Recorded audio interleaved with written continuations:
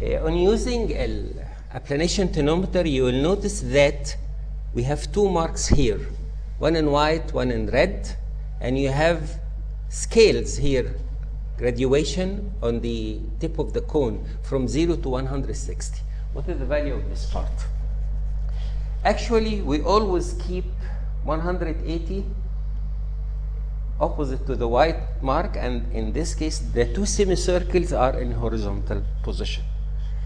Just in case you are dealing with a patient with astigmatism higher than 3 diopters. If you get a patient with astigmatism higher than 3 diopters, corneal astigmatism higher than 3 diopters, then the ring will not be a ring, it will be oval in shape. And in this case, we need to change the position of the two cones, the two prisms inside the cone. Imagine you get a patient with a steep meridia vertical and horizontal meridia less steep. So in this case, the ring, instead of being a ring, it will be oval in this direction. If you start to want to reach to the end point, you need to move the upper and the lower half opposite each other a very long distance. Imagine the reverse, that the astigmatism is vertical in an oval, the oval is vertical in direction. The horizontal is steep and the vertical is flat. In this case, if you want to move, you're going to move a very short distance and you get the end point.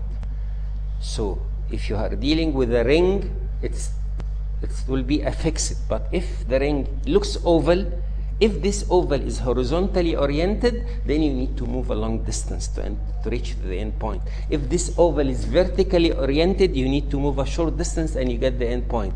So to avoid this, if you rotate the prism 43 degrees from the horizontal, in this case, the upper part of the circumference equals the lower part of the circumference. And this is the idea. And instead of having two circumferences in one, if you read it horizontally and if you read it vertically being different, if you rotate the prism so that the two prisms are lying in this meridia, in this case the upper half of the oval and the lower half of the oval is the same. Then you are sure that you are making exact movement. For example, if I have a patient with a -4 cylinder axis 65, then you need to rotate your cone so that you have to align the steep meridia with the red mark on the tip of the cone. So here you get the tip mark, the red mark, and you know the steep meridia of your patient. If the astigmatism is higher than 3, you need to rotate and put the steep meridia here on the red mark.